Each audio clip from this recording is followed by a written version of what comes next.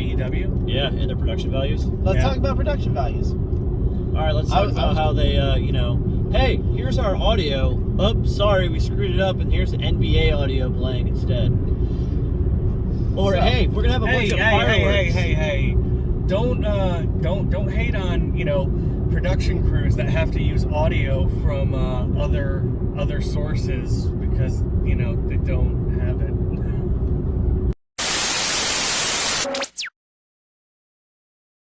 They're so bad that they shut off our own camera. Yeah. They hit us with a takedown strike before we'd even got on the internet. Yeah. So no takedown strike. We love AEW. It is the bestest.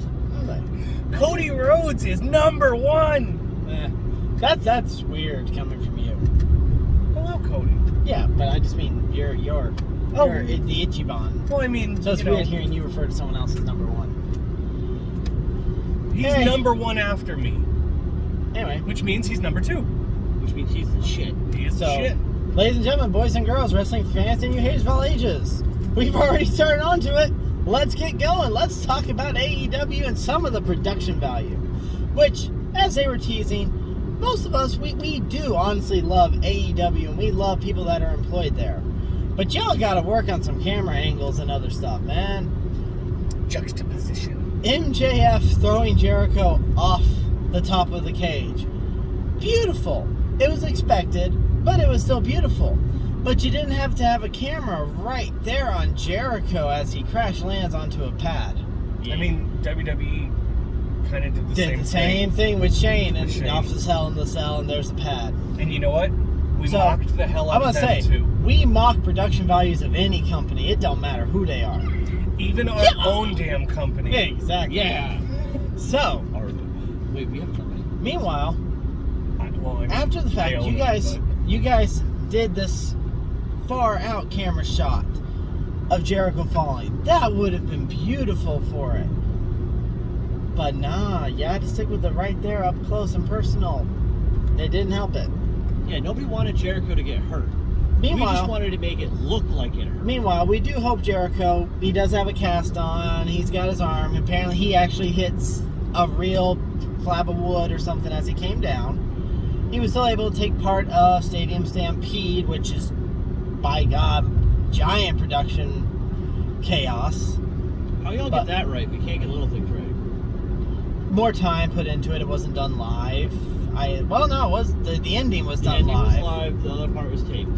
So which is fair. You had time for reshoots and everything like that. So it's kind of sad that we've watched the growth of the cinematic match over the last year, that era is now officially coming to a close. I'll say which he did. He is part of AEW, so he can be part of this. The beginning of Broken and the cinematic stuff actually just had an anniversary the other day. Yeah. With the very first, Brother Nero, I knew you'd come. We did our own spoof on that. Oh yeah. Can I put a highlight in there, production team?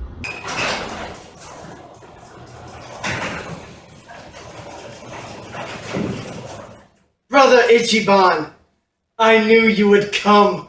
I saw it in a premonition. Maybe the head's broken. That you would be here for Wrestling Road Rage 3. Ichiban. No, we don't make enough. Nope, too bad. There's a highlight. Alright, so we've got a Sucks highlight. for you. Also, feels it's Lucha Locos being stared at by a guy next to us. Wait, really? The white car behind us now. What's up? So here's the thing. Also, let's talk about that death match. Or the sparkler match. Oh, God. So we had sparklers at the end. I have more serious fireworks in my backyard. I mean, Dude, you're in Florida. You should be able to have any fucking fireworks, pardon my French, that you want. Instead you went, he's French. I already showed off Moxley, even Moxley himself mocking this. How Kenny Omega Kenny Omega can't make him mock. And it's not like we want anybody to get hurt.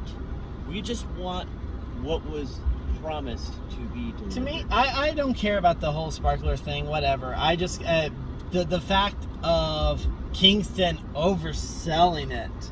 Like, maybe he was told it was going to be something bigger, so he was selling the shit out of it. Which, again, kudos to Kingston for his selling ability on this shit. Yeah. I mean, they could have done some post-production stuff. I mean, we were literally in the era of cinematic matches. And, you know, a quick overlay to make the explosion pop a little for bit those more. on TV. We've seen the E use fake lightning. I mean, we've you know, anyone who's ever been to Raw or SmackDown or a pay-per-view, 100%, other than just the cool vibe of being there for, you know, it live and stuff, 100% of the time I would much rather be watching on TV at home, because the whole product is cut to be viewed on television at home. I mean, you hear the announcers, unless you pay for extra special headphones and stuff like that. Commercial breaks during live matches. Be like, yeah, no, I'm right here. Why did the action suddenly stop? You know. Like, why are they resting outside? I don't get it. Oh, we're on a commercial break. It's just little things that I think that AEW needs to work on to really tighten it all up. And I mean, it is still a very young company. I'm about to say, they are still in their fairness, their infancy. I was going to say that. It's a growing pain. Look at your chocolate nuts. We're all each other's growing pains. This has been a growing no, pain. I will say that I am probably Sean's biggest, or Ichiban really wants to call himself, growing pain. But it's like a wart. I mean, I've been removed a couple times. I won't go away.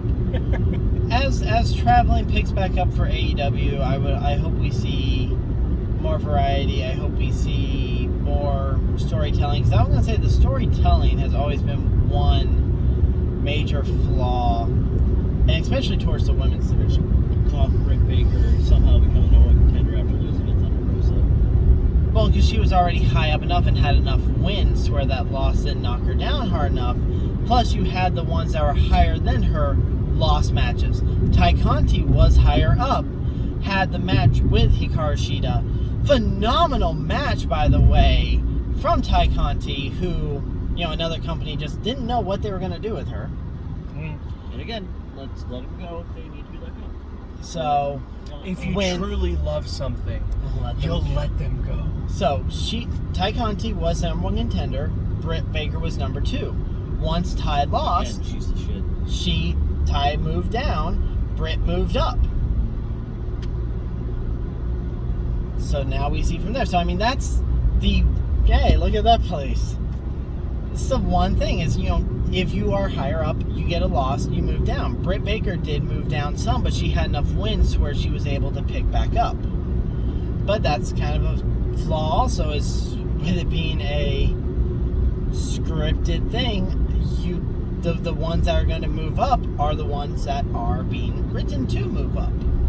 So what are those that lose for the others to move up? What are they going to do after so many losses? I think they're going to have to, as a whole company, move away from the very real understanding that AEW is just a really big indie company with a TV deal. They're going to have to plot storylines better. They're going to have to realize that if you are really going to be number two against a juggernaut like the E, you're going to have to, even though you're supposed to be something completely different, to stay on that level, you're going to have to be similar but different. It's not like apples and oranges. It's like apples and apples. Like, is it a Granny Smith apple or a Macintosh apple? They're both apples, but they're completely different. But they're the same. TNA wrestling was considered a great thing until they really tried to make it WWE light during the 2010 Hogan era and Bischoff, and that suddenly everything changed, and it became WWE, including we're going to go to Monday nights. That was such a stupid idea. So, TNA wrestling itself, prior to that, was considered the number two. It was considered this great thing. Then they went to they tried to be WWE. Yeah, because how the hell were you going to watch NWA or Ring of Honor? Because they didn't really have TV deals or anything, so it was the number two. because then it was just watching things on the internet. Mm-hmm. And there are better things to watch on the internet. Like us. So, Like us. yay. So AEW, biggest things, they got to work on the production quality and work on some storytelling. Because while where to now for Britt Baker, she don't really have a story of anyone that's going to come up after her. The main focus the last few weeks has been Britt Baker wanting a action figure and a championship title. Hey, she got both during the same weekend. Congratulations to her, by the way. And we've been saying I'm wrong all along. It's Britt Baker, DMD. Don't come after us. We don't need that. I mean, we do. We need the free press is good press. Please, come after us. So, that's it for this episode. What are your thoughts, folks? Comment below. What do you feel AEW needs to work on the most? Like, share, subscribe, and we'll see you here next time. Until then, later days, and take care of yourselves, everybody.